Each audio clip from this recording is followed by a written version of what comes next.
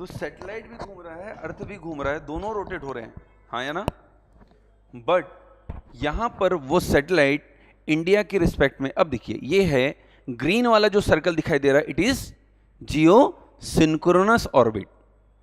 वो भी 36,000 किलोमीटर पर है, वो भी सेम रोटेशनल स्पीड से घूम रहा है, बट उसकी जो एंगल है वो थोड़ी इंक्लाइंड है, मोर देन 0 डिग्री है। देख पा रहे हैं आप, हाँ या ना।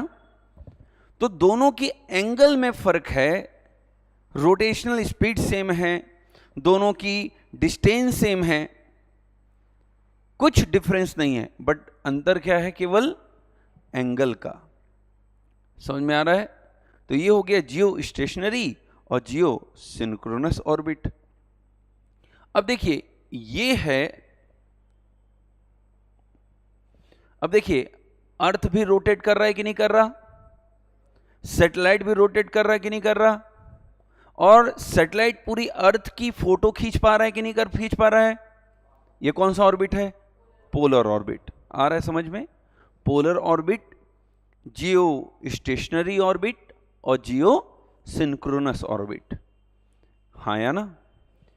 तो ये 3 टाइप के बेसिक ऑर्बिट्स हमने लास्ट क्लास में क्या किए थे भाई, देखे थे, हाँ या ना। अब देखिए, अब ये तो हो गए ऑर्बिट्स, हाँ या ना।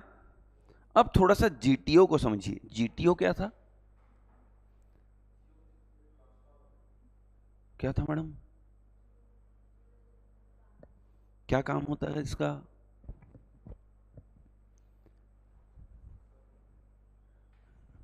क्या काम आता है।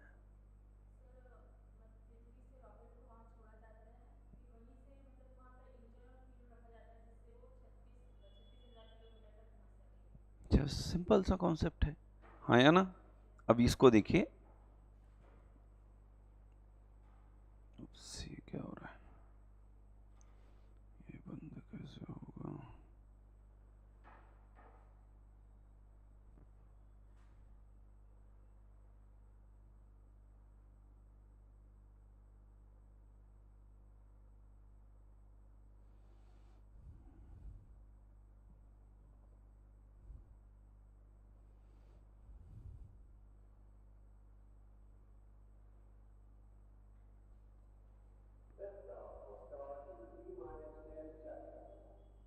अब इसको देखिए, कोई सैटेलाइट पहले तो अंतरिक्ष में लेकर कैसे जाया जाता है इसको समझिए। देखिए एक रॉकेट है जिसको हम लॉन्च व्हीकल भी कहते हैं, क्या कहते हैं, लॉन्च व्हीकल, हाँ या ना। ये लॉन्च व्हीकल सैटेलाइट को अंतरिक्ष में लेकर जा रहा है। कहाँ लेकर जा रहा है, अंतरिक्ष में लेकर जा रहा है, हाँ या ना। धीरे धीरे ये अंतरिक्ष में सैटेलाइट को लेकर जा रहा है, एक पॉइंट आएगा कि वो सैटेलाइट को एक पर्टिकुलर पॉइंट पर छोड़ देगा। ये है सैटेलाइट, हाँ या ना। और सैटेलाइट को एक पॉइंट पर जाकर ये क्या कर देगा, लॉन्च कर देगा, छोड़ देगा। अब देखिए ये सैटेलाइट लॉन्च हो गया, सैटेलाइट क्या हो गया, लॉन्च हो गया। अब इस सैटेलाइट की इंजन शुरू होगी। अब देखिए ये सैटेलाइट खुद अपना पाथ, जहां पर हमने इसे छोड़ा इसे क्या कहेंगे, जीटीओ, पर ये अब अपना पाथ खुद धीरे धीरे क्या करता जा रहा है, बढ़ाता जा रहा है, हाँ है ना। देखिएगा, ये देखिए इंजन चालू हुआ और देखिए इसने अपना डायरेक्शन बदल लिया और धीरे धीरे वो अपना डिस्टेंस क्या करता जा रहा है, बढ़ाता जा रहा है, हाँ या ना। जब शुरुआत किया था तो सबसे छोटे वाले, हाँ या ना, सर्कल से किया था, बट अब वो कौन से ऑर्बिट पे पहुंच चुका है, इस वाले पे, और फाइनली फिर वो कहां पहुंच जाएगा, 36,000 किलोमीटर पर पहुंच जाएगा। कहां पहुंच जाएगा, 36,000 किलोमीटर पर, हाँ या ना। जहां पर हमने सैटेलाइट को छोड़ा वो कौन सा ऑर्बिट था, जियो स्टेशनरी या जियो सिंक्रोनस ट्रांसफर ऑर्बिट, और यहां से सैटेलाइट अपने ऑर्बिट तक गया, मतलब कहां तक गया, 36,000 किलोमीटर तक गया। कहां तक गया, 36,000 किलोमीटर तक गया। आ रहा है समझ में? हाँ या ना? तो हमने पोलर ऑर्बिट पढ़ा था, हमने जियो स्टेशनरी ऑर्बिट पढ़ा था। हाँ या ना? घर जाकर रिवाइज करते हैं आप लोग? हाँ या ना? नोट, जब मैं चीज़ें बोर्ड पे लिखता हूँ तो उसे प्रॉपर मैनर में नोट करिए। मैं अगर कुछ लिखवाता हूँ तो उसे प्रॉपर मैनर में नोट करिए, क्योंकि सब्जेक्ट के लिए कोई बुक, कोई भी एक्स्ट्रा मटेरियल आपको नहीं मिलेगी। हाँ या ना? जितनी चीज़ें मैं पढ़ा रहा हूँ स्पेस टेक्नोलॉजी से रिलेटेड, ये बिल्कुल ऑथेंटिक सोर्स से है, विच इज कॉल्ड इसरो के वेबसाइट से है, जिसे आपके लिए ढूंढना बहुत मुश्किल है। सामान्य तौर पर अगर आप हिंदी मीडियम के बच्चे हैं तो और मुश्किल है, क्योंकि वहाँ सब कुछ इंग्लिश में अवेलेबल है, हिंदी में कुछ नहीं है। Yes and no? तो अगर प्रॉपर मैनर में चीज़ें, जब मैं बोर्ड पे कोई बना रहा हूँ, कोई डायग्राम बना रहा हूँ, कोई चीज़ों को दिखा रहा हूँ, तो उसको क्या करना है? प्रॉपर मैनर में वैसे ही बनाते चलना है। इस पर्टिकुलर सब्जेक्ट के लिए आपके पास एक ही बुक है, एक ही नोट्स है, दैट इज आपका नोट्स। बस अपने नोट्स के साथ साथ क्या पढ़ते चलना है? Current affairs. आपकी मेरे ख्याल से करंट अफेयर्स की क्लास भी शुरू हो रही है कुछ, हाँ या ना? तो करंट अफेयर्स की चीज़ों को बस पढ़ते चलिए, चीज़ें अपने आप क्या हो जाएंगी? क्लियर हो जाएंगी। हाँ या ना? यस। चलिए नेक्स्ट ऑर्बिट के बारे में अब हम बात करते हैं। हाँ या ना? नेक्स्ट ऑर्बिट की बात करते हैं, which is geo synchronous orbit, sorry sun synchronous orbit. Heading बनाइए, सन सिंक्रोनस ऑर्बिट। सूर्य तुल्यकालिक कक्षा कहा जाता है इसे। क्या कहा जाता है? सूर्य तुल्यकालिक कक्षा। ये कक्षा का एक प्रकार है, सूर्य तुल्यकालिक कक्षा, सन सिंक्रोनस ऑर्बिट। कौन सा ऑर्बिट? सन सिंक्रोनस ऑर्बिट। हाँ या ना? अब इस सन सिंक्रोनस ऑर्बिट क्या होता है इसको समझिए, पर उसको समझने से पहले यहां पर समझिए कि जो सैटेलाइट होता है, क्या होता है? सैटेलाइट। हाँ या ना? वो दो टाइप का होता है। कितने टाइप का होता है? दो। एक होता है पैसिव और एक होता है एक्टिव। सक्रिय उपग्रह और कौन सा? निष्क्रिय उपग्रह। सक्रिय और निष्क्रिय उपग्रह। सैटेलाइट सामान्यतः दो टाइप के आपको दिखाएंगे कोई भी सैटेलाइट्स।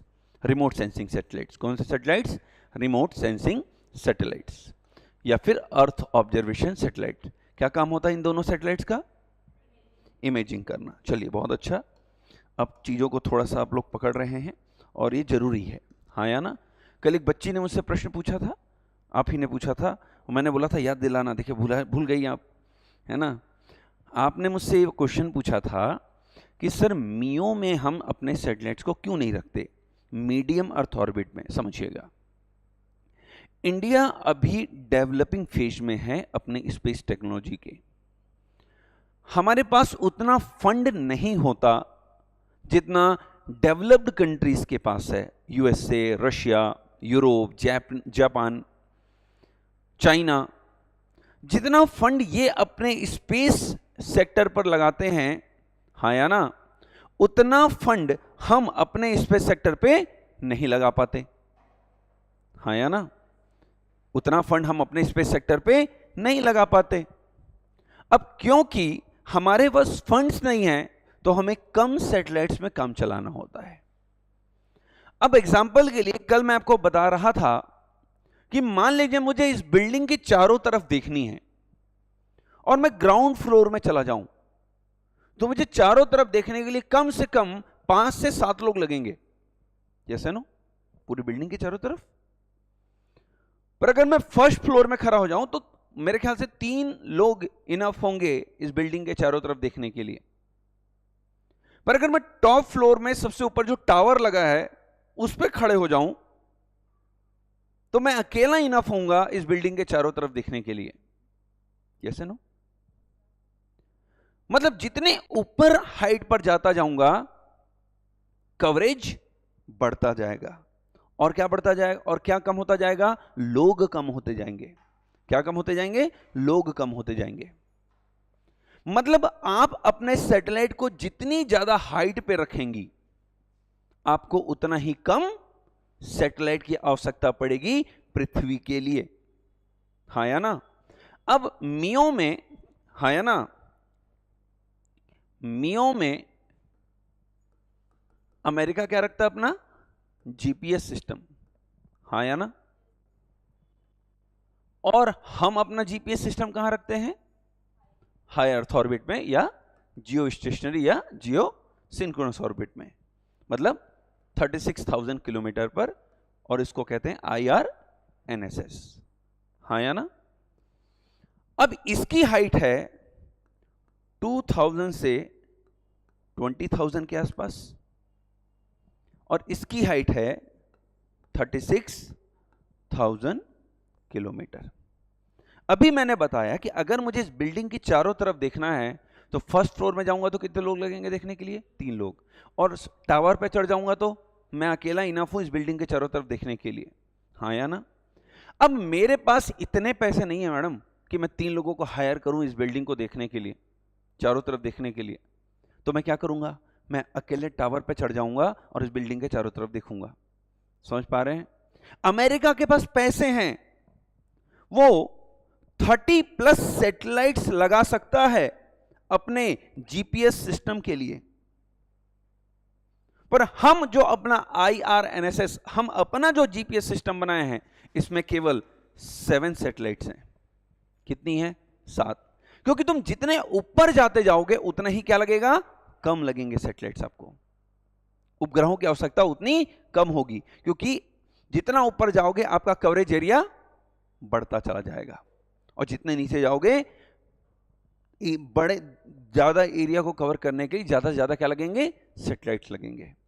हमारे पास वो कैपेबिलिटीज, हमारे पास वो क्षमताएं नहीं है, उतना पैसा नहीं है, फंड्स नहीं है। हाँ या ना, कि इसरो 2006-2007 से गगनयान मिशन करना चाहता है, पर उसे फंड नहीं मिल रहा था।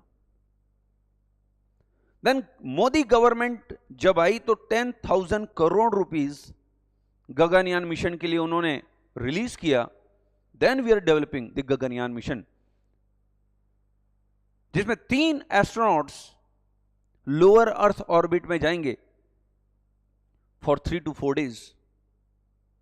हाँ या ना, कितने दिन, 3 से 4 दिन के लिए। अब इसके लिए क्या चाहिए होता है, फंड, पैसा। पैसा नहीं है हमारे पास। अब अमेरिका के पास है तो वो अपना जीपीएस सिस्टम मियो में रख सकता है, क्योंकि मियो में पूरे अर्थ को कवर करने के लिए 30+ सैटेलाइट्स की आवश्यकता पड़ेगी। बट वही चीज अगर हमें कहां रख दें, 36,000 किलोमीटर पर रख दें, तो कितने सैटेलाइट से काम चल जाएगा, 7 से 10 सैटेलाइट्स में। और हमने कितना रखा है, 7। और इसीलिए हम किसका यूज नहीं करते, मियो का यूज नहीं करते, मीडियम अर्थ ऑर्बिट का यूज नहीं करते। हाँ या ना। अब अगर मैंने ये बताया कि हम कम्युनिकेशन सैटेलाइट को 36,000 किलोमीटर पर ही क्यों रखते हैं, मैंने बताया था ना भाई, हम कम्युनिकेशन सैटेलाइट्स को 36,000 किलोमीटर पर ही क्यों रखते हैं, अच्छा लगता है रखने में, कुछ वजह है, क्योंकि वो सैटेलाइट हमेशा इंडिया के रिस्पेक्ट में क्या दिखाई देगी, स्टेशनरी, एक पॉइंट पर दिख रहा है। आप लोग बाहर थे, मैं दिखा चुका वीडियो, दोबारा दिखा रहा हूं, आप लोग आए हैं करके देख लीजिए, नहीं तो बाद में समझ में नहीं आएगी। देख रहे हैं, दोनों रोटेट हो रहे हैं, अर्थ भी घूम रहा है और सैटेलाइट भी, पर दोनों एक दूसरे के रिस्पेक्ट में क्या है, स्टेशनरी है, रुकी हुई दिख रही हैं, क्योंकि दोनों की रोटेशनल स्पीड सेम है। तो ये सैटेलाइट हमेशा एक पर्टिकुलर लोकेशन के लिए क्या दिखाई देगा, स्टेशनरी। मतलब एक पर्टिकुलर प्लेस के लिए 24 घंटे उसके सामने होगा, तो 24 घंटे क्या मिलेगी आपको, कम्युनिकेशन। अब देखिए जो ग्रीन लाइन दिखाई दे रही है ये थोड़ी इंक्लाइंड है, ये एक एंगल बना रही है, ये क्या है? जियो सिंक्रोनस ऑर्बिट, जिसका एंगल 0 से अधिक है। हाँ या ना? देख पा रहे हैं? दोनों की रोटेशनल स्पीड सेम, दोनों के डिस्टेंस सेम, बट दोनों के एंगल डिफरेंट। हाँ या ना? और फिर अगर हम यहां पर देखें तो देखिए ये है पोलर ऑर्बिट। कौन सा ऑर्बिट? कि pole to pole satellite move कर रही है और अर्थ भी अपने एक्सिस में क्या कर रहा है? तो ये पूरे अर्थ की इमेजिंग कर पा रहा है कि नहीं कर पा रहा है? देखो पूरी अर्थ की फोटो खींच रहा है कि नहीं खींच रहा है? खींच रहा है।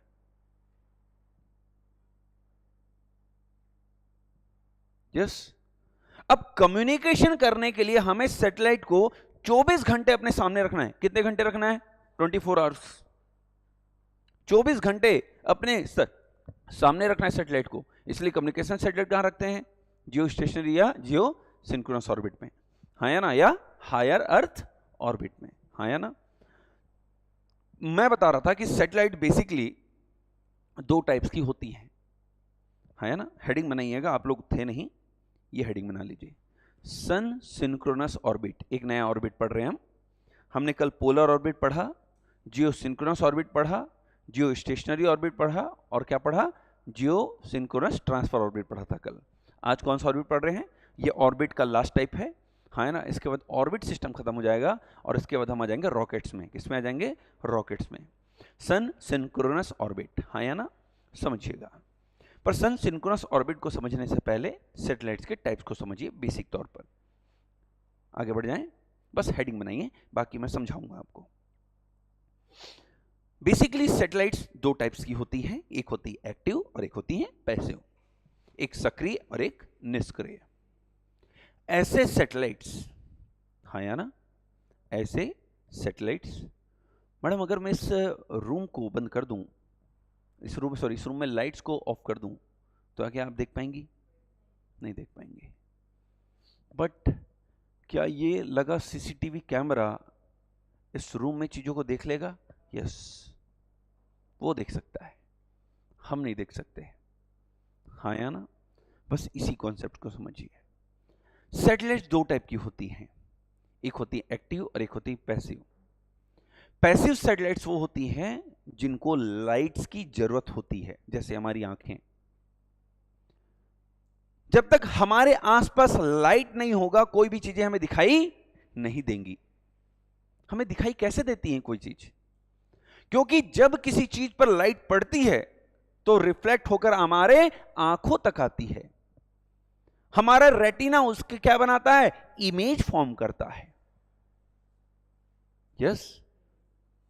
और हम चश्मे वाले लोग, हमारे आंखों में जब वो लाइट आती है तो लाइट पहले ही रुक जाती है, पहले ही इमेज बना देती है, रेटिना तक पहुंच ही नहीं पाती, रेटिना के पहले ही रुक जाती है। क्योंकि यहां पर जितने लोग हम लोग बैठे हैं, हम लोग निगेटिव वाले ही हैं। मायोपिया, निगेटिव चश्मा, माइनस में पहनते होंगे सब, है ना? जितने भी चश्मे हम लोग पहन रहे हैं माइनस में पहन रहे हैं, क्योंकि हमारी जो इमेज बन रही है वो रेटिना के पहले ही बन जा रही है, और इसीलिए उसको निकट दृष्टि दोष कहते हैं, मायोपिया। क्योंकि इमेज रेटिना तक नहीं पहुंच पाई, लाइट्स रेटिना तक नहीं पहुंच पाई, तो फिर हमने चश्मा पहना अपने आंख के अकॉर्डिंग, और वो लाइट को कहां तक पहुंचा पा रही है? रेटिना तक, और फिर इमेज बन रही है। वैसे ही पैसिव सैटेलाइट्स जो होंगी, हाँ या ना? कौन सी सैटेलाइट्स होंगी? पैसिव सैटेलाइट्स होंगी। वो कैसे काम करती है देखिए। ये है सैटेलाइट, क्या है? सैटेलाइट। और ये है हमारा सनलाइट, क्या है ये? सन।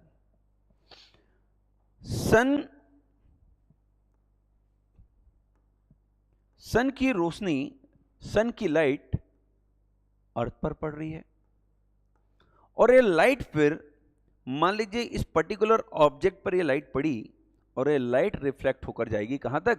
सैटेलाइट तक।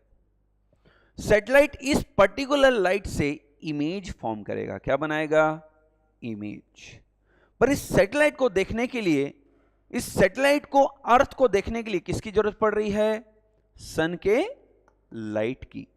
इसके पास अपना कोई टॉर्च नहीं है इस सैटेलाइट के पास कि ये खुद देख पाए चीजों को। इसको किसी चीज को देखने के लिए किस चीज की जरूरत पड़ रही है? सनलाइट की। जब सन पृथ्वी पर पड़ रहा है, सनलाइट पड़ रही है, तो वो रिफ्लेक्ट होकर कहां जा रही है? सैटेलाइट तक जा रही है। सैटेलाइट इस लाइट को क्या कर रहा है? रिसीव कर रहा है, और रिसीव करके क्या बना रहा है? इमेज। क्या बना रहा है? इमेज। फोटो खींच रहा है। फोटो खींचते हैं तो क्या करते हैं आप? जब भी आप किसी चीज का फोटो खींचते हैं तो आपका जो कैमरा का लेंस है वो उस पर्टिकुलर लाइट को क्या करता है? कैच करता है, और फिर उसको किस में कन्वर्ट कर देता है? इमेज फॉर्म पे। बस यही चीज है। तो जब किसी सैटेलाइट को सनलाइट की जरूरत पड़े देखने के लिए, तो इसको हम पैसिव सैटेलाइट कहते हैं। कैसे सैटेलाइट कहते हैं? पैसिव। पर अगर कोई ऐसा सैटेलाइट है जिसे देखने के लिए सैटेलाइट की जरूरत, जिसे देखने के लिए सनलाइट की जरूरत ना पड़ती हो, जो खुद अपने रेडिएशन के थ्रू, अपने वेव्स के थ्रू इमेज फॉर्म कर सकता हो, उसको एक्टिव सैटेलाइट कहते हैं। क्या कहते हैं? Active satellite. कैसे? समझिए। यह है अर्थ। यह सैटेलाइट वेव्स जनरेट करेगा अर्थ की तरफ। ये वेव्स अर्थ में आएंगी, अर्थ से टकराएंगी और फिर वापस जाएंगी, और फिर ये सैटेलाइट इसे कैच करेगा, इसे रिसीव करेगा, और रिसीव करने के बाद क्या बनाएगा? इमेज फॉर्म करेगा। हाँ या ना? मतलब ये सैटेलाइट दिन और रात दोनों में काम कर सकता है, जबकि ये सैटेलाइट केवल कब काम कर सकता है? जब सनलाइट हो। मतलब क्या हो? दिन हो। ये सैटेलाइट रात को काम नहीं कर सकता, क्योंकि इसको देखने के लिए किसी की जरूरत है? सनलाइट की जरूरत है। तो अब हम जब अपने सैटेलाइट्स को, क्लियर हो पा रहा है? इतना क्लियर हुआ? Active and passive satellites. हाँ या ना? जब हम अब अपने सैटेलाइट्स को, अब एक वीडियो देखिए फिर से, तो फिर और अच्छे से समझ में आएगा। इसको देखिए, इस बस वीडियोस को देखिए, फिर मैं इसको समझा रहा हूं इस वीडियो के थ्रू ये हो क्या रहा है। ये है सनलाइट, ये है अर्थ। अर्थ भी अपने एक्सिस पे घूम रहा है, सन का भी चक्कर लगा रहा है, और satellite pole to pole move कर रही है। कैसे मूव कर रही है? पोल टू पोल मूव कर रही है।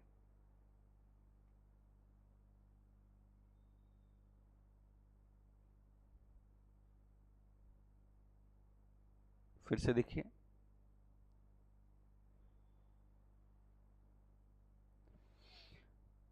पहला लाइन लिखिए,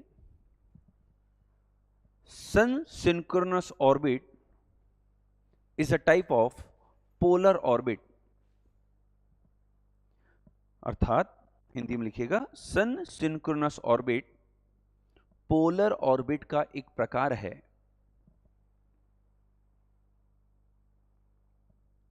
किसका प्रकार है? पोलर ऑर्बिट का। अब सुनिएगा थोड़ा सा मेरी बातों को।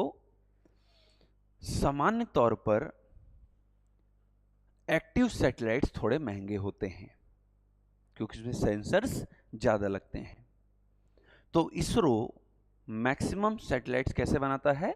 पैसिव बनाता है। क्या बनाता है? पैसिव सैटेलाइट्स बनाता है। मतलब इन सैटेलाइट्स को अर्थ की इमेजिंग करने के लिए क्या चाहिए होगा मैडम? सनलाइट चाहिए होगा। क्या चाहिए होगा? सन का लाइट चाहिए होगा। अब सन का लाइट चाहिए पृथ्वी की इमेजिंग करने के लिए, तो सनलाइट रात में तो नहीं आएगा। सनलाइट कब आएगा? दिन में आएगा। तो अब हम अपने सैटेलाइट को पोलर ऑर्बिट में इस तरीके से प्लेस करेंगे, हाँ या ना, कि वो जब भी इंडिया के सामने से मूव करे सुबह 10 बजे, तो इंडिया में क्या हो? धूप अच्छे से पड़ रही हो, सनलाइट पड़ रही हो। मतलब वो सनलाइट इंडिया के सामने से तभी क्रॉस करेगा जब वहां पर क्या पड़ रही हो? सनलाइट। सामान्य तौर पर कहूं तो वो सैटेलाइट हमेशा सन के सामने होगा। किसके सामने होगा? सनलाइट के। अब इस वीडियो को देखो। इस वीडियो में जो सैटेलाइट, जो ऑर्बिट में सैटेलाइट मूव हो रहा है रेड लाइन में, इसमें सैटेलाइट हमेशा किसके सामने दिखाई दे रहा है आपको? सन के सामने, मतलब किस में है वो? लाइट में है। हाँ या ना? हमेशा किस में है? लाइट में। मतलब वो हमेशा सन के सामने आ रही चीजों की क्या कर सकेगा? फोटोज खींच पाएगा, क्योंकि उसको किस चीज की जरूरत है? सनलाइट की जरूरत है। इसको सामान्य तौर पर इस तरीके से समझिए, हमें पूरे वर्ल्ड से मतलब नहीं है, हमें तो इंडिया से मतलब है। अब जब इंडिया में ये सैटेलाइट इंडिया के सामने तब पहुंचेगा, किसके सामने भाई? 24 घंटे में अर्थ घूम रहा है ना, तो ये सैटेलाइट इंडिया के सामने तब आएगा जब इंडिया के सामने क्या होगी? सनलाइट होगी। क्या होगा? सनलाइट होगा। तो सन सिंक्रोनस ऑर्बिट जो है वो एक तरह का पोलर ऑर्बिट ही है। कैसा ऑर्बिट है? Polar orbit. सैटेलाइट ऐसे ही ऐसे मूव कर रहा है, north to south, to pole to pole, पर इस सैटेलाइट हमेशा किसके सामने है? सन के। और इसीलिए इसको कहा जाता है सन सिंक्रोनस पोलर ऑर्बिट। एक ऐसा पोलर ऑर्बिट जो किसके अकॉर्डिंग चल रहा है? सन के। किसके अकॉर्डिंग चल रहा है? सन के। इसलिए इसरो अपने जितने भी रिमोट सेंसिंग सैटेलाइट्स भेजता है या फिर अर्थ ऑब्जर्वेशन सैटेलाइट्स भेजता है, वो किस टाइप की होती हैं? सन सिंक्रोनस ऑर्बिट में भेजती है। कहां भेजती है? सन सिंक्रोनस। क्यों भेजती है? क्योंकि उनके सैटेलाइट्स कैसे होती हैं? पैसिव सैटेलाइट्स होती हैं, ताकि उसे हमेशा क्या मिल सके? सनलाइट मिल सके। हाँ या ना? कि भाई ये सैटेलाइट देखिए, ये है सन, ये है अर्थ, और ये सैटेलाइट घूम रही है। अर्थ रोटेट कर रहा है, हाँ या ना? पृथ्वी तो हमेशा सन के सामने है, ये हमेशा किसके सामने घूमता रहेगा? सन के। अर्थ तो रोटेट हो रहा है, पर ये जो सैटेलाइट होगा हमेशा किसके सामने होगा? सन के। ये देखिए, ये हमेशा किसके सामने आ रहा है? सनलाइट के। ये हमेशा, ये सन है, ये अर्थ है, और ये सैटेलाइट है। ये देखिए, हमेशा सन के, सन के। यस, हम सन का चक्कर लगा रहे हैं ना भाई। यस, ये सन है, ये अर्थ है, और ये चक्कर लगा रहा है सन का। अब जब भी ये सैटेलाइट घूमेगा तो ये देखिए, ये हमेशा किसके सामने रहेगा? सन के सामने रहेगा, सन के अकॉर्डिंग चलेगा, क्योंकि इसको क्या चाहिए? सनलाइट चाहिए। तो ये क्या हो गया? सन सिंक्रोनस पोलर ऑर्बिट। हाँ या ना? तो हमने ऑर्बिट्स में on the basis of angle of inclination के बेसिस पर हमने पोलर ऑर्बिट पढ़ा। पोलर ऑर्बिट का एक और टाइप है, कौन सा? ये सन सिंक्रोनस पोलर ऑर्बिट। सामान्य तौर पर जब सैटेलाइट को हम सन के सामने रख दें तो उसको हम क्या कहेंगे? सन सिंक्रोनस पोलर ऑर्बिट। सिंपल सा कॉन्सेप्ट, हाँ या ना? दूसरा, जियो स्टेशनरी, और ये सुनिएगा, जियो स्टेशनरी और जियो सिंक्रोनस ऑर्बिट पढ़ाया मैंने, हाँ या ना? दोनों ही ऑर्बिट कितने 1000 किलोमीटर पर है? 36,000 किलोमीटर पर, हाँ या ना? वो 36,000 किलोमीटर पर क्यों रखे जाते हैं? ताकि हम वहां पर रखे गए सैटेलाइट्स के थ्रू क्या क्रिएट कर सकें? कम्युनिकेशन। क्योंकि वो सैटेलाइट पर्टिकुलर एक प्लेस के लिए हमेशा क्या दिखाई देंगी? स्टेशनरी, 24/7। क्लियर हो पा रहा है? फिर हमने जीटीओ देखा था। क्या देखा था? जीटीओ, जियो स्टेशनरी या जियो सिंक्रोनस ट्रांसफर ऑर्बिट, जिसका काम है जब भी हम किसी सैटेलाइट को लॉन्च करते हैं तो पहले उसे कहां लॉन्च कर देते हैं? जीटीओ में, और जीटीओ से वो खुद ट्रेवल करके कहां तक जाता है? जियो सिंक्रोनस या जियो स्टेशनरी तक जाता है। क्लियर हो पा रहा है इतना? हाँ या ना? चलिए आगे बढ़ें, आगे बढ़ें। चलिए अब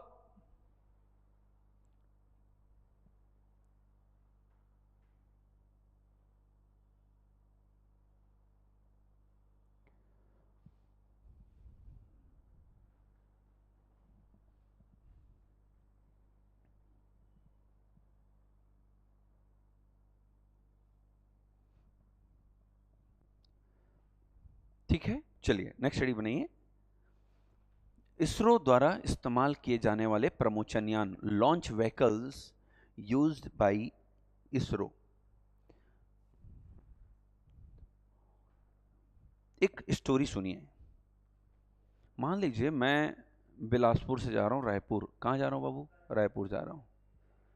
अब मुझे लग रहा है यार कि बिलासपुर से रायपुर जाने में, आने जाने में मेरा 3-3,500 रुपये का पेट्रोल का खर्चा हो जाता है, तो क्यों ना खर्चा निकाला जाए।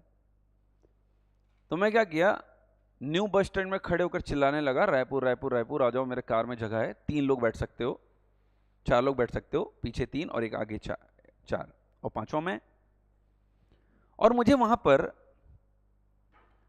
4 लोग मिल गए, क्योंकि वो बस में जाते तो भी उनको कम से कम 300 रुपए का टिकट का पे करना होता। तो मैंने बोला भाई मैं तो एसी में बैठा के ले जाऊंगा तुमको आराम से, हाँ है ना, मेरे को 300 रुपए तुम दे देना, मेरे साथ चलो। तो 4 लोग मेरे साथ गए और सभी लोगों ने 300 रुपए दिए, तो कितने रुपए मुझे मिल गए, 1200 रुपए मिल गए। वैसे ही मैंने रायपुर से जब मैं बिलासपुर आ रहा था तो भी मैंने ऐसा ही किया, तो फिर से मुझे 1200 रुपए मिल गए। मतलब टोटल मुझे कितने मिल गए, 2400 रुपए। और मेरे पूरे ट्रैवलिंग पे मेरे खर्च हुआ था 3000 रुपए। मतलब मुझे केवल जेब से कितना लगाना पड़ा, 600 रुपए लगाने पड़े। इसरो भी अपने लॉन्च व्हीकल के साथ कुछ ऐसा ही करता है। इसरो जब भी अपने लॉन्च व्हीकल्स के थ्रू रॉकेट्स लॉन्च करता है, क्या लॉन्च करता है, रॉकेट, तो अपने रॉकेट के साथ साथ अन्य देशों के रॉकेट्स को भी लॉन्च करता है। क्या करता है, अन्य देशों के रॉकेट्स को भी लॉन्च कर देता है, और उनसे पैसे क्या लेता है, पैसे, हाँ या ना। जिससे किसका खर्चा निकल जाता है, इसरो का खर्चा निकलता है। इसरो के पास फंड की बहुत कमी है, और इसरो अपने फंड की पूर्ति कुछ इस तरीके से ही करता है। समझ में आ रहा है, समझ रहे हैं कि मतलब मान लेते हैं कि इसरो को किसी पर्टिकुलर प्रोजेक्ट पे 100 रुपए खर्च हो रहा है, तो वो 80 रुपए किसी और के सैटेलाइट को वहां तक छोड़ने से वसूल लेता है। मतलब उसके जेब से केवल कितने रुपए खर्च हुए, 20 रुपए खर्च हुए, बाकी 1 रुपए उसका खर्च नहीं हुआ। वो अपने प्रोजेक्ट कुछ इस तरीके से चलाता है, इसलिए इसरो के प्रोजेक्ट थोड़े लेट चलते हैं, है ना, क्योंकि उनको सरकार से ज़्यादा फंड्स नहीं मिल पाते जितना जैसे चाइना, जापान, यूरोप, हाँ या ना, या फिर अमेरिका, रशिया, ये देश जिस तरीके से अपने पर्टिकुलर स्पेस एजेंसीज को फंड देती हैं, वैसे फंड हम अपने देश के स्पेस एजेंसीज को बेसिक तौर पर नहीं दे पाते। यस, डेफिनेटली 2014 के बाद से यस इसमें बहुत बड़ा बदलाव देखने को मिलता है कि कहीं ना कहीं मोदी गवर्नमेंट आने के बाद स्पेस टेक्नोलॉजी के क्षेत्र पर भारत सरकार बहुत आगे बढ़ी, है ना, और इसरो बहुत तेजी से आगे बढ़ी, क्योंकि इसरो को बहुत सारे फंड्स की प्राप्ति हो पाई। इसरो ने बड़े बड़े मिशन के बारे में सोचा, वो चंद्रयान 2 हो या चंद्रयान 3 हो, हाँ या ना। यस, हम गगनयान मिशन की बात कर रहे हैं, आने वाले समय में हम मंगलयान 2 करने वाले हैं, आने वाले समय में हम अपना हम इंडियन स्पेस स्टेशन बनाने वाले हैं। क्या बनाने वाले हैं, इंडियन स्पेस स्टेशन, कि हम खुद का स्पेस स्टेशन बनाएंगे 400 किलोमीटर के हाइट पे, जहां पर एस्ट्रोनॉट्स जाकर रुक सकेंगे, हाँ या ना। जैसे आज आप इंटरनेशनल स्पेस स्टेशन सुनते हैं, हाँ या ना, क्यों न्यूज में था अभी बहुत ज्यादा international space station, Sunita Williams की वजह से, क्योंकि वो बहुत लंबे समय तक वहां फंसी रहीं, उनको लाने वाला कोई नहीं मिल रहा था, हाँ या ना। यस, तो बहुत लंबे समय तक वो वहां फंसी रहीं, इसलिए इंटरनेशनल स्पेस स्टेशन अभी बहुत ज्यादा न्यूज में था, है ना। वैसे ही इंडियन गवर्नमेंट कह रही है देन 2030 तक इंडियन गवर्नमेंट भी, इसरो भी अपना एक क्या बना लेगी, इंडियन स्पेस यस स्टेशन बना लेगी। क्लियर हो पा रहा है, पर ये सारी चीज़ों के लिए फंड चाहिए, क्या चाहिए, फंड। तो लॉन्च व्हीकल्स तो पढ़ेंगे, पर लॉन्च व्हीकल्स को पढ़ने से पहले एक रॉकेट के बारे में पढ़ेंगे जिसका नाम है साउंडिंग रॉकेट। क्या नाम है, साउंडिंग रॉकेट, ठीक है। साउंडिंग रॉकेट का मतलब ये नहीं कि साउंड निकलता है उससे, है ना, इसलिए साउंडिंग रॉकेट। देखिए हमारे पास बहुत सारे लॉन्च व्हीकल हैं, ये जो शुरू होते ख़त्म हो जा रहा है पतला सा, ये जो सबसे शुरुआत का रॉकेट है हमारा, इसका नाम था SLV, सैटेलाइट लॉन्च व्हीकल, है ना। मैं एक एक करके पढ़ाऊंगा, बस देखो इस इमेजेस को। उसके बाद हमने एक नया लॉन्च व्हीकल बनाया, मतलब गाड़ी बनाई। अरे भाई, जब हमने गाड़ी बनाना चालू किया तो सबसे पहले साइकिल बनाया, साइकिल के बाद लूना बनाया, लूना के बाद वो यमहा और राजदूत बनाया। पर आज हमारे पास शानदार रॉयल फील्ड्स की एक से एक अच्छी गाड़ियां हैं, हाँ या ना। आज एक से एक सुंदर सुंदर बाइक्स बना रहे हैं हम, हाँ या ना, जिसकी स्पीड 300, 350, 400 किलोमीटर तक जा सकती है। इस तरह के बाइक्स बना रहे हैं, पर उन बाइक्स को बनाने से पहले हमने शुरुआत कहाँ से की थी, साइकिल से। वैसे ही इसरो भी आज लॉन्च व्हीकल के स्तर पर यहां पहुंच चुका है। कहां पहुंच चुका है, GSLV Mark 3 में। पर GSLV Mark 3 से में के पास पहुंचने से पहले उसने सबसे पहले क्या बनाया? SLV, फिर क्या बनाया? PSLV, फिर क्या बनाया? है ना? और धीरे धीरे इसरो अपने लॉन्च व्हीकल को क्या कर रहा है? अपग्रेड कर रहा है। ये देखिए, ये है SLV, दिवाली का रॉकेट था, ये शुरू होकर खत्म हो जाता था, है ना? फिर दूसरा था ASLV। फिर आज हम जहां भी हैं, जहां भी स्पेस टेक्नोलॉजी के क्षेत्र में भारत आज जहां भी खड़ा है मैडम, तो उसकी देन एक ही चीज है, वो है PSLV। हाँ या ना? बट आज हम किसका यूज करना चालू कर चुके हैं? GSLV का यूज कर चुके हैं। चंद्रयान 2 और चंद्रयान 3 तो सुना होगा आपने।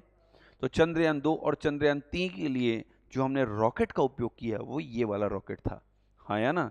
अब इसकी साइज को देखिए, इसकी साइज को देखिए और इसकी साइज को देखिए, समझ जाएगा कि वो कितना पावरफुल है। हाँ या ना? साइज देखकर समझ जाएंगे कि उस कितना पावरफुल है। अब हम एक लॉन्च व्हीकल बना रहे हैं जिसको कहा जा रहा है RLV, रीयूजेबल लॉन्च व्हीकल बना रहे हैं। अभी ये बन रहा है, हाँ है ना? ये डेवलपिंग फेस में है। और अभी अभी हमने एक और लॉन्च व्हीकल बनाया है जिसका नाम है SSLV, हाँ है ना? Small satellite launch vehicle. देखिए, हम अपने सैटेलाइट को लॉन्च करने के लिए मेनली PSLV का यूज करते हैं। पर जैसे एग्जांपल के लिए कि मुझे अपने घर से कोचिंग तक आना है ना? अगर मुझे अपने फैमिली के साथ कहीं जाना होगा तो मैं बाइक में लेकर नहीं जाऊंगा उनको, है ना? मैं अपने बुलेट में या स्कूटी में बैठा के सामान्य तौर पर उनको नहीं ले जाऊंगा, क्योंकि मुझे उनकी फिक्र होती है कि भाई सेफ्टी कार में ज़्यादा अच्छी है उनके लिए, हाँ या ना? तो मैं कार में ही बैठा कर लेकर जाऊंगा। बट अगर मुझे वहाँ से यहाँ तक अकेले आना है तो मैं बिना मतलब का कार क्यों निकालूँ अपने घर से, हाँ या ना? बेटर है मुझे अकेले आना है तो मैं स्कूटी निकाल लूँ, अपनी बाइक उठा लूँ, मैं किसी चीज़ में आ जाऊँ, हाँ या ना? मुझे अगर अकेले आना है तो मैं अपने अकेले के लिए अपने घर से कार क्यों निकालूँ? इसरो ने भी यही सोचा, क्योंकि इसरो जब अपने रॉकेट्स को लॉन्च करने के लिए PSLV और GSLV सब का उपयोग कर रहा था तो इसमें खर्च ज़्यादा हो रहे थे। तो इसरो ने एक बाइक बना ली। क्या बना ली? बाइक, कि घर से कार निकालने की जरूरत ना पड़े, किस में छोड़कर आ जाएं? बाइक में। और वो बाइक है क्या?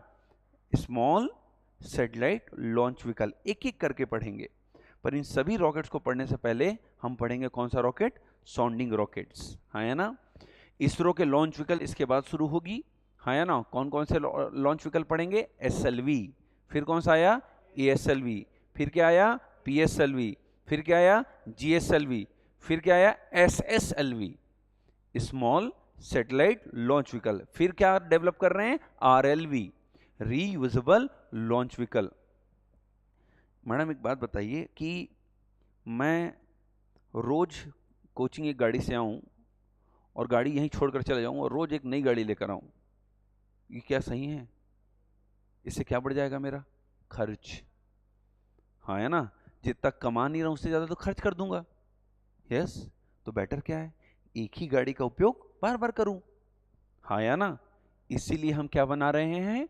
Reusable launch vehicle. वो PSLV हो, वो GSLV हो, वो SSLV हो, ये सभी लॉन्च व्हीकल एक बार लॉन्च करने के बाद दोबारा हमें प्राप्त नहीं हो पाते, ये नष्ट हो जाते हैं, हाँ या ना? पर हम एक ऐसा लॉन्च व्हीकल बना रहे हैं जिसके थ्रू सैटेलाइट्स को अंतरिक्ष में छोड़ेंगे और उसे पुनः धरती पर लैंड कराएंगे। जैसे पर्टिकुलर स्पेस एक्स का फॉल्कन 9 रॉकेट। कौन सा rocket? Falcon 9। Falcon 9 space x का एक रॉकेट है जो किसी भी सैटेलाइट्स को अंतरिक्ष में छोड़ता है और अपने लॉन्च पैड पे वापस आकर क्या कर जाता है? लैंड हो जाता है, हाँ या ना? इससे क्या बचता है? पैसे बचते हैं। क्या कम हो जाते हैं? खर्च कम हो जाता है। तो हम कौन सा लॉन्च व्हीकल बना रहे हैं? रीयूजेबल लॉन्च व्हीकल बना रहे हैं। बट इसरो ने अपने स्पेस टेक्नोलॉजी की शुरुआत की 1963 में। कब की? 1963 से अपने स्पेस टेक्नोलॉजी की शुरुआत की with the sounding rocket mission. कौन सा rocket mission? Sounding rocket mission. अब व्हाट इज साउंडिंग रॉकेट?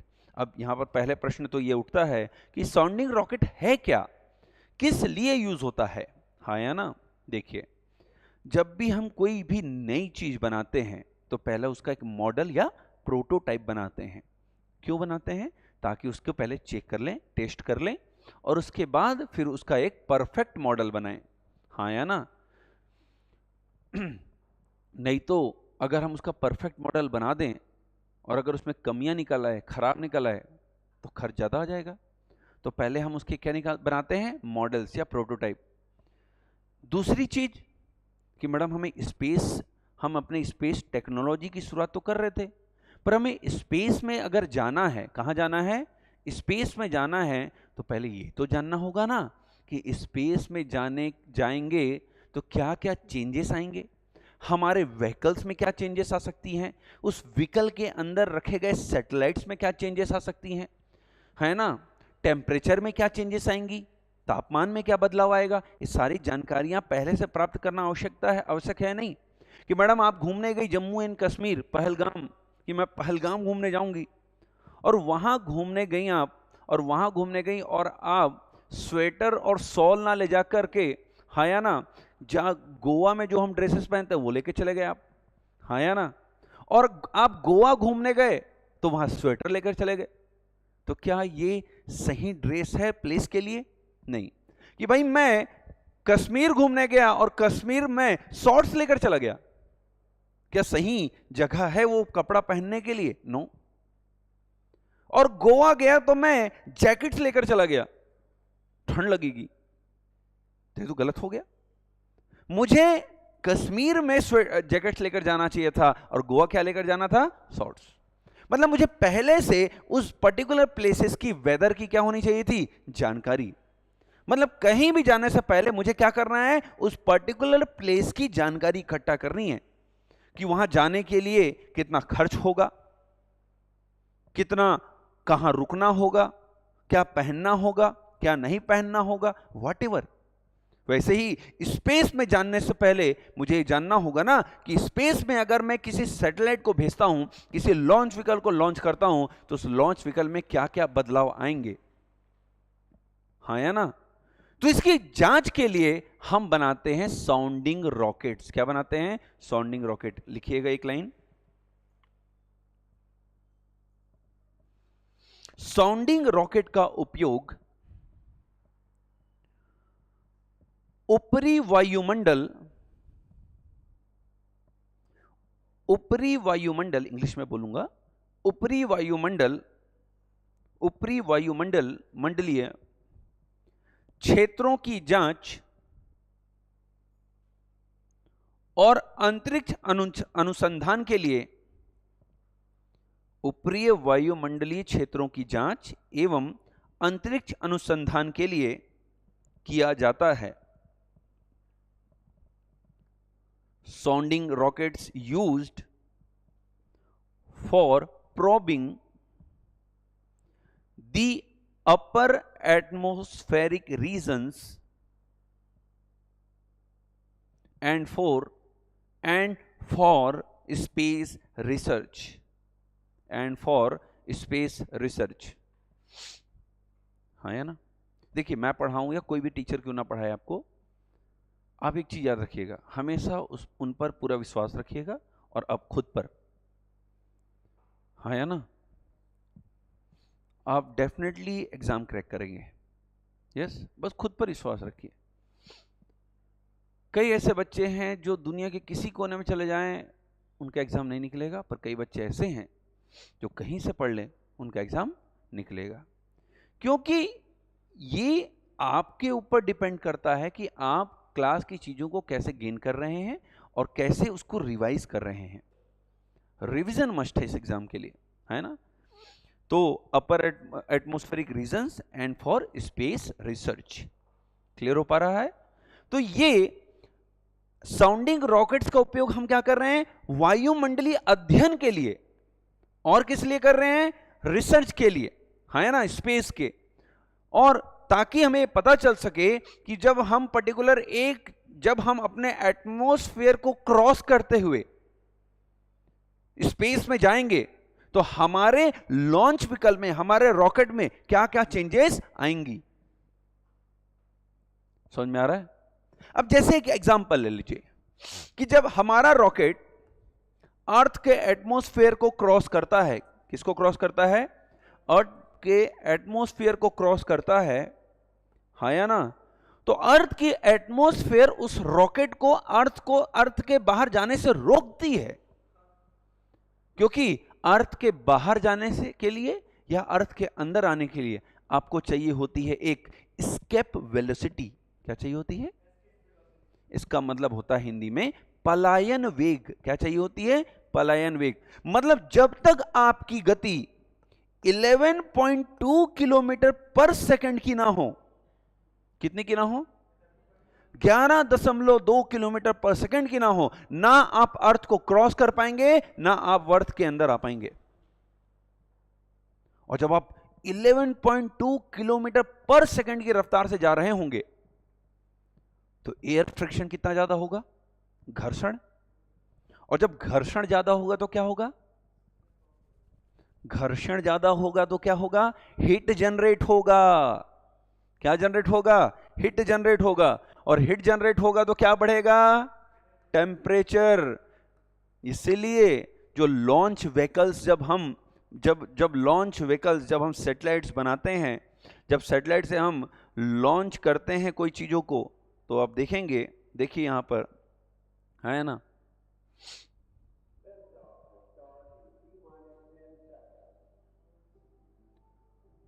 देखेंगे हम सैटेलाइट के ऊपर गोल्ड की परत चढ़ाते हैं, गोल्डन परत।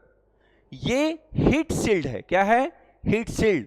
अंदर के टेम्परेचर को ठंडा रखता है बाहर के टेम्परेचर से। समझ में आ रहा है? ये देखिए पूरे गोल्ड की परत चढ़ाई गई है। ऐसा इसलिए है सैटेलाइट के ऊपर, ताकि बाहर का तापमान इस सैटेलाइट के अंदर की चीजों को खराब ना कर दे, हाँ या ना? क्योंकि जब सैटेलाइट अंतरिक्ष में जा रही है, हाँ या ना, ये है जीएसएलवी मार्क 3। क्या है? GSLV mark 3। इसको अच्छे से देखिएगा एक बार।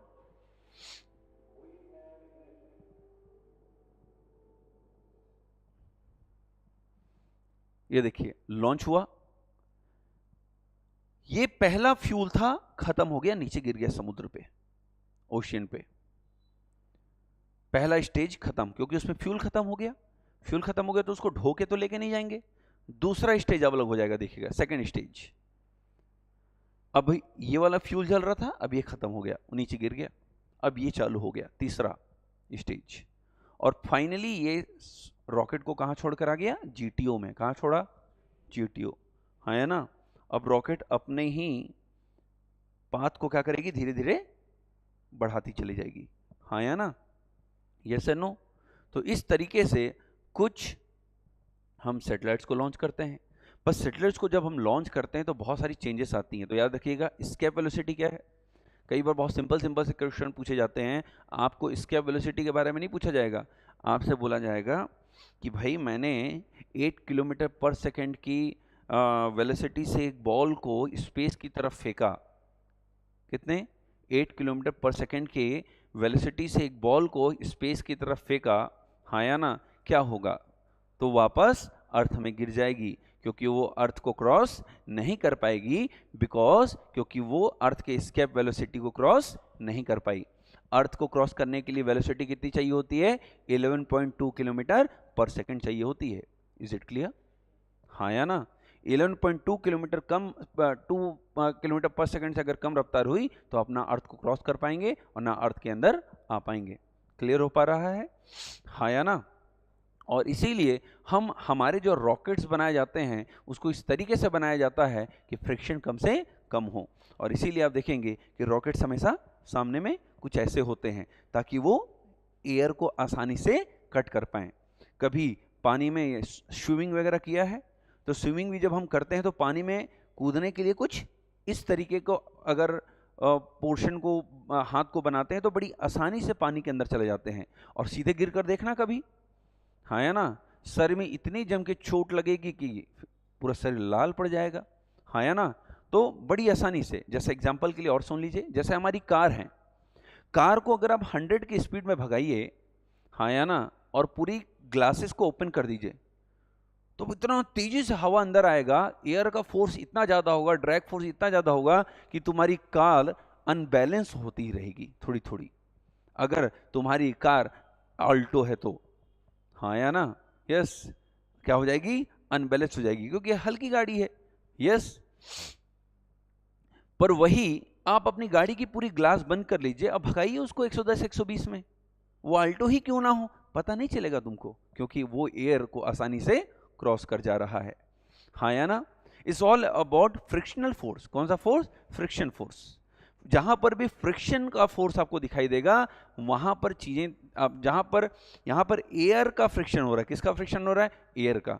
अब जैसे मैं अगर सामान्य ट्रेन की बात करूं भारत में, तो इनकी गति क्या होगी, अप्रोक्स 120 किलोमीटर पर आवर, है ना, 120 130 के आसपास अप्रोक्स, है ना, एवरेज अगर हम निकालें तो, कि सामान्य जितनी भी ट्रेन चलती हैं 120 125 130 किलोमीटर से ऊपर जाती ही नहीं है।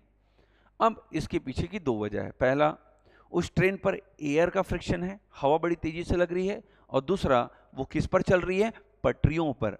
तो वो किसका, तो एक फ्रिक्शन कहां है, पटरियों पर भी फ्रिक्शन है। तो अगर हम पटरियों का फ्रिक्शन कम कर दें और एयर के फ्रिक्शन को कम कर दें, तो मेरी ट्रेन की गति क्या हो जाएगी, बढ़ जाएगी, और मैं बनाऊंगा फिर बुलेट ट्रेन। कौन सी train, bullet train. Bullet train को अगर आप देखेंगे तो बुलेट ट्रेन जो है वो मैग्नेटिक लेविएशन, मैग्लेव कॉन्सेप्ट से चलती है। किससे चलती है, मैग्लेव, मैग्नेटिक लेविएशन। इसका मतलब क्या होता है कि वो ट्रेन जो होती है वो पटरी को टच नहीं करती, वो कुछ इंच ऊपर होती है पटरियों के। ये दोनों एक मैग्नेटिक फील्ड क्रिएट करते हैं आपस में, और ये ना एक दूसरे से अलग होते हैं, ना एक दूसरे को टच करते हैं, और ये पटरियों के ऊपर चलता है, पटरी को टच नहीं करता। और बुलेट ट्रेन की जब आप शेप देखेंगे तो बिल्कुल इस तरीके की होती है, ताकि वो एयर को बड़ी आसानी से काट सके। इसलिए बुलेट ट्रेन की स्पीड आप देखेंगे 300 400 500 किलोमीटर पर आ रहा है, हाँ या ना, यस, सिंपल सी बात है, क्लियर है। तो बुलेट ट्रेन कौन से कॉन्सेप्ट पर आधारित होती है, मैग्नेटिक लेविएशन। इसका मतलब क्या है, वो पटरियों पे नहीं चलती, पटरियों के ऊपर होती है कुछ इंच, किसके थ्रू चलती है, वहां पर एक मैग्नेटिक फील्ड क्रिएट हो जाता है, जिससे ना वो पटरी को छोड़ती है ना पटरियों से चिपकती है। क्लियर हो पा रहा है, यस। चलिए, तो अब साउंडिंग रॉकेट का जो उपयोग है, किसका उपयोग है, साउंडिंग रॉकेट का उपयोग है, हम अंतरिक्ष के अनुसंधान के लिए कर रहे हैं। अब 1963 में, कब, 1963 में हमने अपने साउंडिंग रॉकेट्स की शुरुआत की। कब की, 1963 में, है ना, सामान्य तौर पर। अब देखिए 1963 में 21 नवंबर 1963 को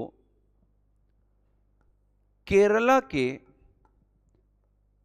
एक प्लेस जिसका नाम है थुम्बा, क्या नाम है, थुम्बा,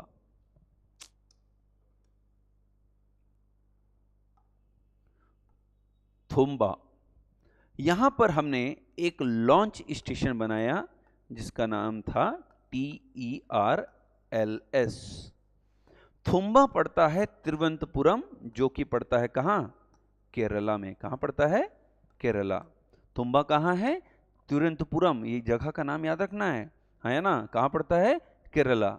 यहां पर हमने एक लॉन्च स्टेशन बनाया पहले। क्या बनाया, launch station.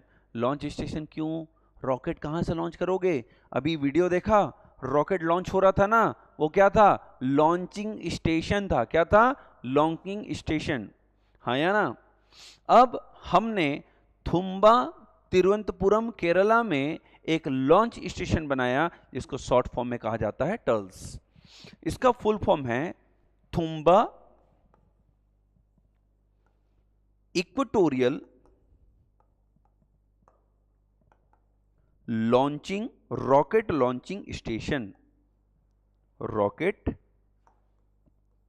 Launching station, full form है इसका, किसका, टर्ल्स का।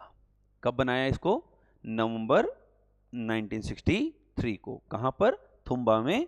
कहां पड़ता है, तिरुवनंतपुरम केरला में। अब हमने अपना लॉन्च स्टेशन बना लिया जहां से हम रॉकेट लॉन्च कर सकते थे। क्या लॉन्च कर सकते थे, रॉकेट्स, हाँ या ना। फिर हमने, इतना क्लियर है, हाँ या ना, फिर हमने साउंडिंग रॉकेट्स की शुरुआत की ताकि हम साउंडिंग रॉकेट्स को यहां से लॉन्च कर सकें। साउंडिंग रॉकेट्स बेसिकली 1 और 2 स्टेज के रॉकेट्स होते हैं। कितने स्टेज के? 1 या 2 स्टेज का मतलब क्या होता है समझिएगा। देखिए ये है एक लॉन्च व्हीकल। क्या है?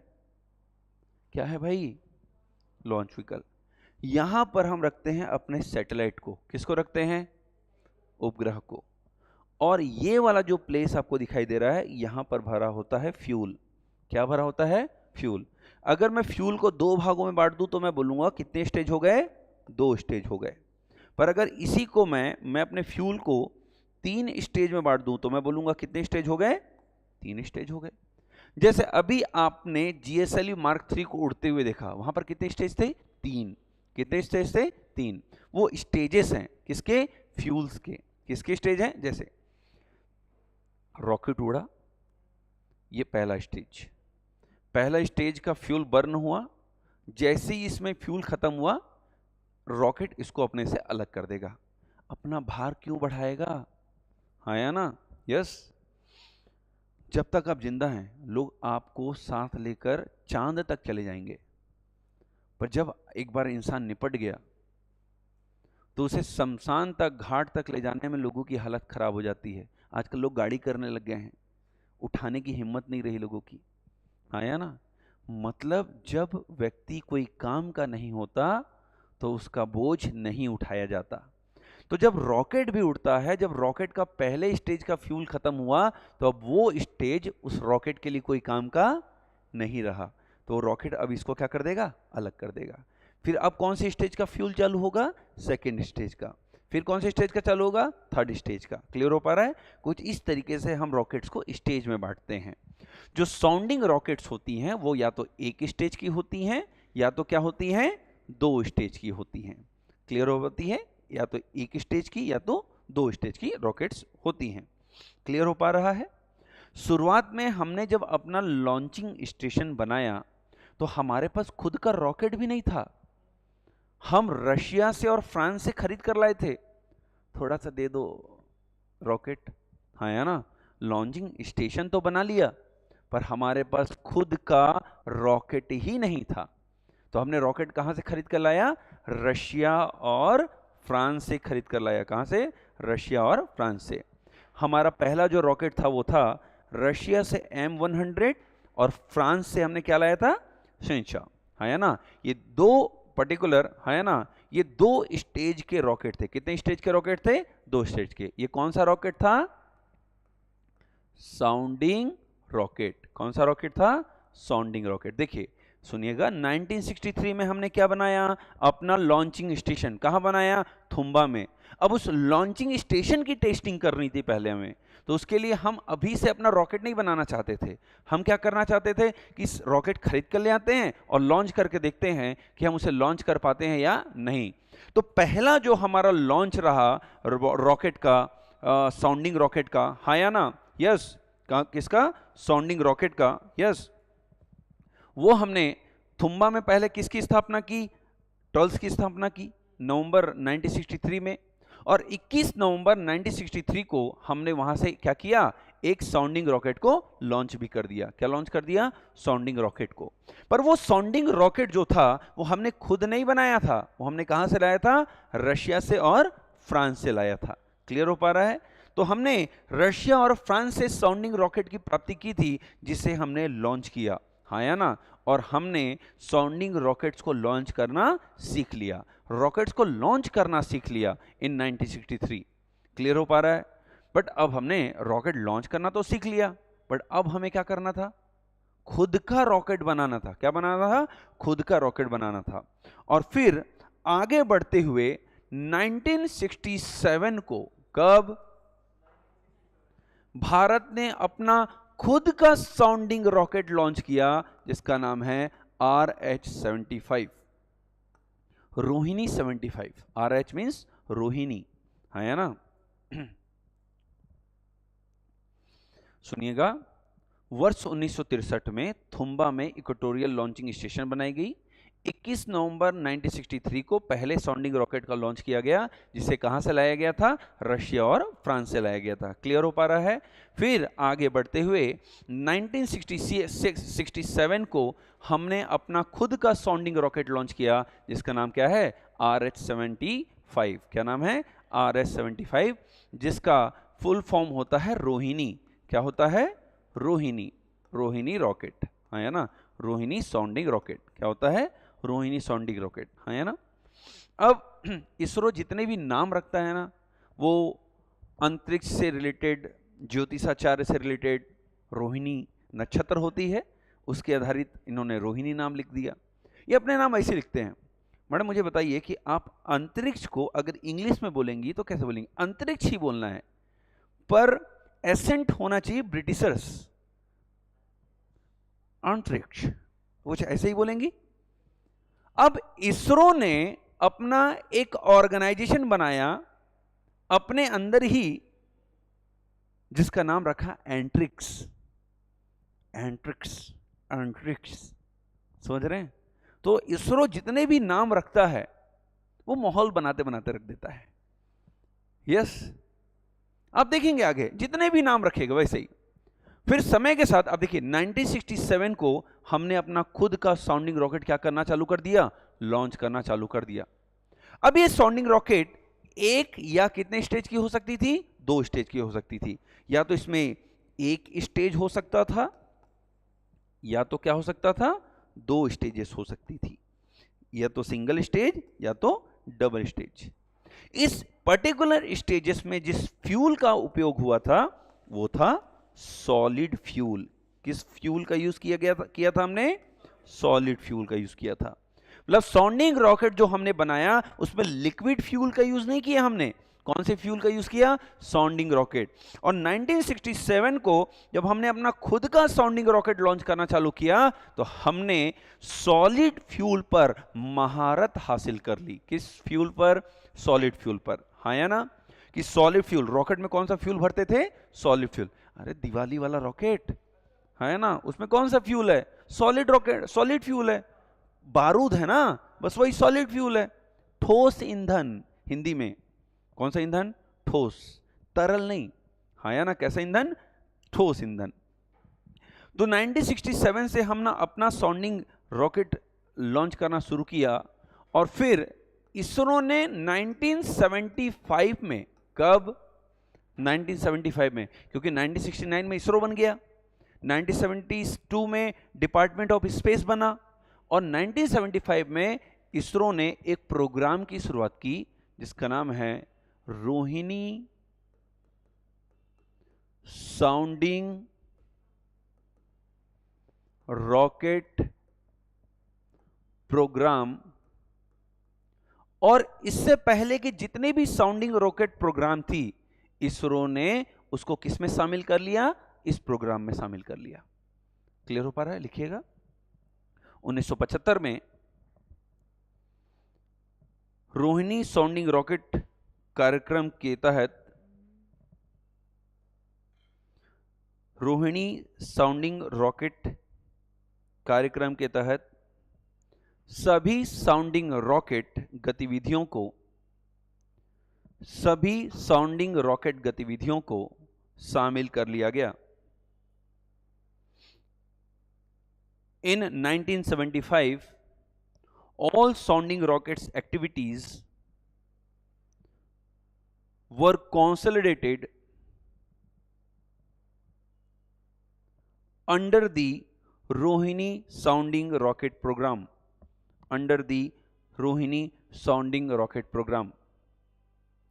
पर अब प्रश्न ये उठता है कि सर 1963 में चालू किया था, क्या ये प्रोग्राम अभी भी चल रही है? इसका आंसर है यस। क्या है? यस। हमारे पास अभी भी साउंडिंग रॉकेट्स हैं। देखिए ये हमारे ऑपरेशनल साउंडिंग रॉकेट हैं अभी के, है ना? देखिए क्या है? RH-200, RH-300 Mark II, RH-560 Mark II। RH मतलब क्या हो गया? रोहिणी, है ना? Yes. RH-200, RH-300 Mark II और RH-560 Mark II। क्लियर हो पा रहा है? ये कितने किलोमीटर तक जा सकता है? ये कितने किलोमीटर तक जा सकता है? 160। और ये कितनी हाइट तक जा सकता है? 470 किलोमीटर के एल्टीट्यूड को टच कर सकता है। हाँ या ना? ये हमारे ऑपरेशनल साउंडिंग रॉकेट्स हैं। क्या हैं? ऑपरेशनल। ये जो बोर्ड में मैं चीजों को लिखता हूं, ये आपको पीडीएफ मिलती है कि नहीं मिलती है? नहीं मिलती है? चलिए ठीक है, मिलनी चाहिए। ठीक है, मैं चलिए अब अभी तो पढ़ लीजिए, जब लास्ट मेरी स्पेस टेक्नोलॉजी या टेक्नोलॉजी की क्लास खत्म होगी ना, सब पीडीएफ एक साथ दिलवा दूंगा। ठीक है, बढ़िया। क्लियर हो पा रहा है? नोट करो ना, तो फिर इसको अगर नहीं मिलती है तो फिर नोट किया करो। मेरी क्लास में रखना, हाथ में हाथ डाल के नहीं बैठना है, नोट करते चलना है। ठीक है, कुछ लिखो, जो लिखना है वो लिखो, लिख दो। लड़की थी दीवानी सी, मतलब जो लिखना है वो लिखो तुम, पर लिखो, कुछ तो लिखो। यस, खाली नहीं बैठना है।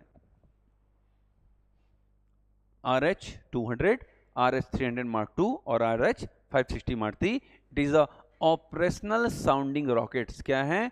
ऑपरेशनल साउंडिंग रॉकेट, मतलब अभी कार्यशील हैं। क्या है? कार्यशील। किस फ्यूल पर बेस्ड हैं? ठोस ईंधन पर बेस्ड हैं। कौन से ईंधन पर बेस्ड हैं? ठोस ईंधन, सॉलिड फ्यूल पर बेस्ड हैं। हाँ या ना? ठोस ईंधन।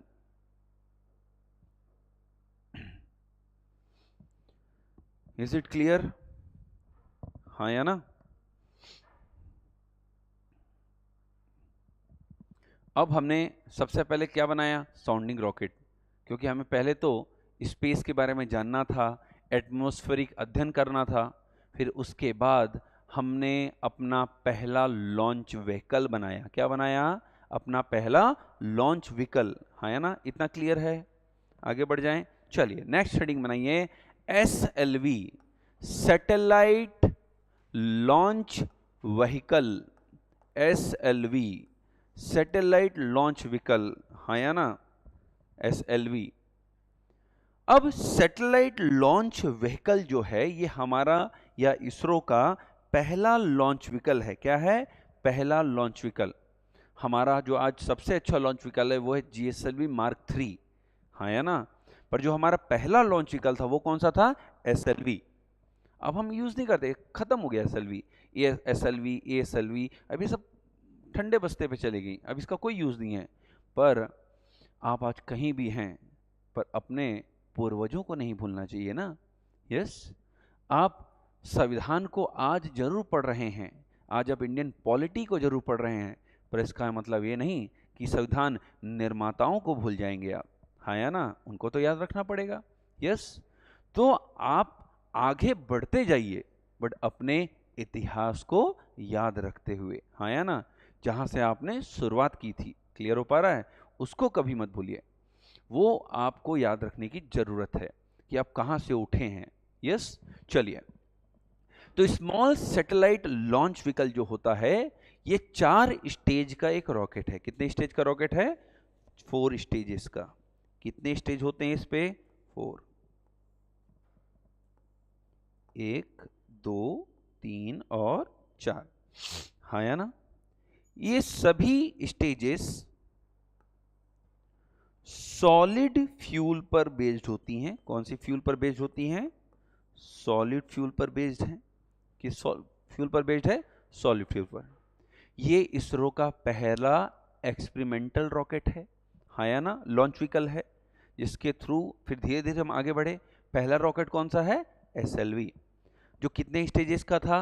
4 स्टेजेस का था। कितने स्टेज का था? 4 स्टेज का। करीब करीब आज हमारे पास ये क्षमता है आज कि हम 8000 kg के सैटेलाइट को लेकर, कितने kg को? 8000 kg के सैटेलाइट लेकर अंतरिक्ष में जा सकते हैं आज। पर जब हमने शुरुआत की थी, किसके साथ? SLV के साथ। तो इसकी क्षमता जो थी वो थी, ये 40 kg के सैटेलाइट को, कितने kg के सैटेलाइट को? 40 किलो तक के सैटेलाइट को।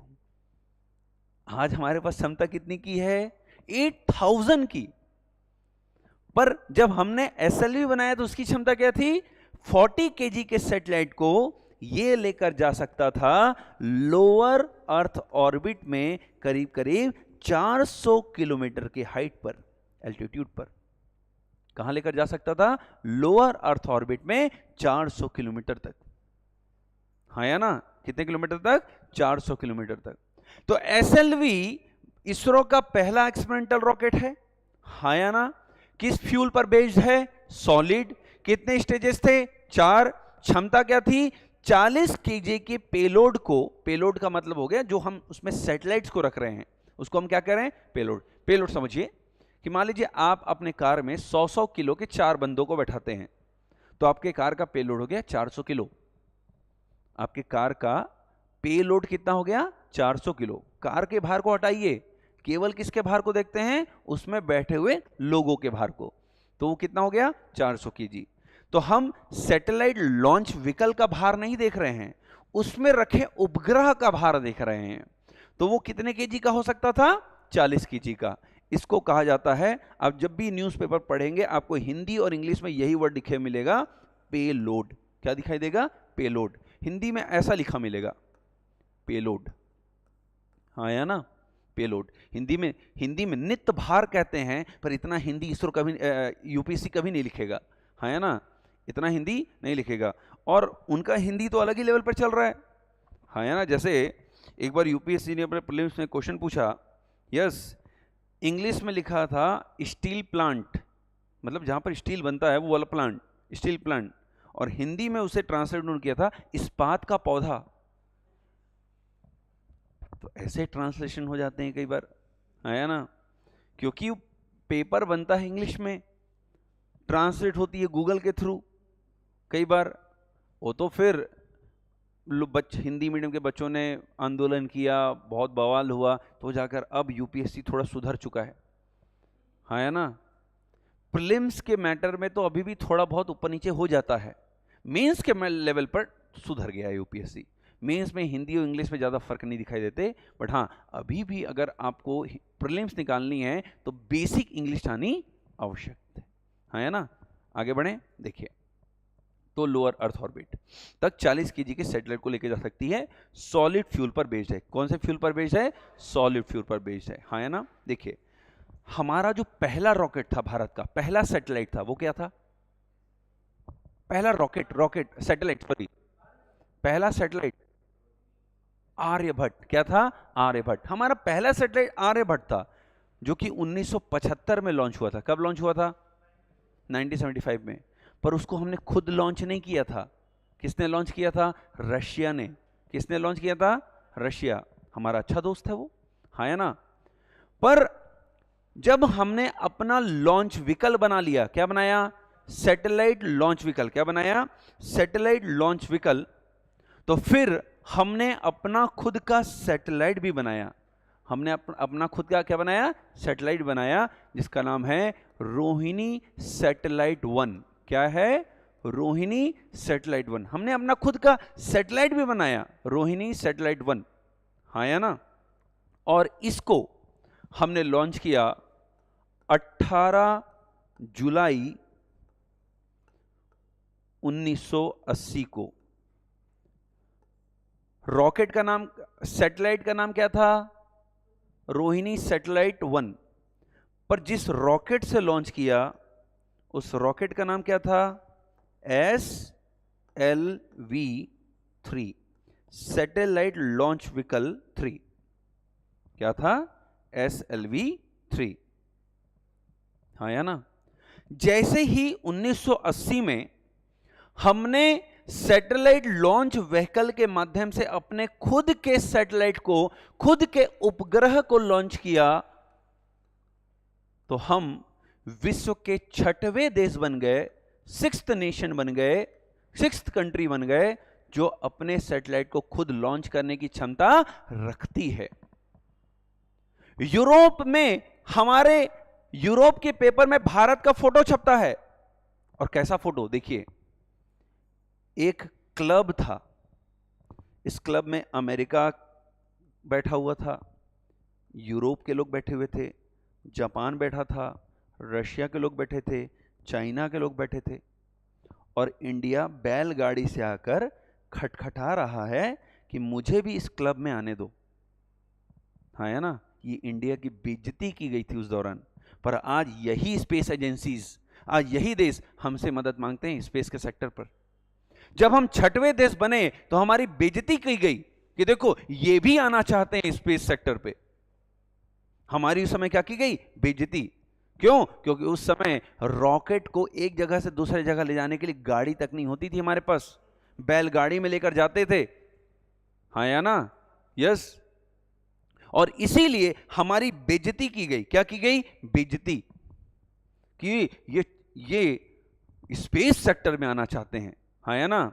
हम 6वें नेशन बन गए, हम उस क्लब में शामिल हो गए जो अपने सैटेलाइट को खुद लॉन्च करने की क्या रखती है? क्षमता रखती है, कैपेसिटी रखती है, हाँ या ना? मतलब हमने शुरुआत कर दिया खुद के रॉकेट को खुद के लॉन्च व्हीकल से लॉन्च करने की। लॉन्च व्हीकल का मतलब क्या हो गया? रॉकेट। और किसके थ्रू किसको लॉन्च करते हैं? सैटेलाइट को। तो हम खुद के सैटेलाइट बनाया। कौन सा? Rohini satellite RS-1। कब लॉन्च किया? जुलाई 1980 में। किसके थ्रू? SLV-3 के माध्यम से। और हम विश्व के कौन से देश बन गए? 6वें देश बन गए जो अपने सैटेलाइट को खुद लॉन्च करने की क्षमता रखते हैं। पाकिस्तान आज तक की क्षमता प्राप्त नहीं कर पाया है, चाइना करता है उसके लिए, हाँ या ना?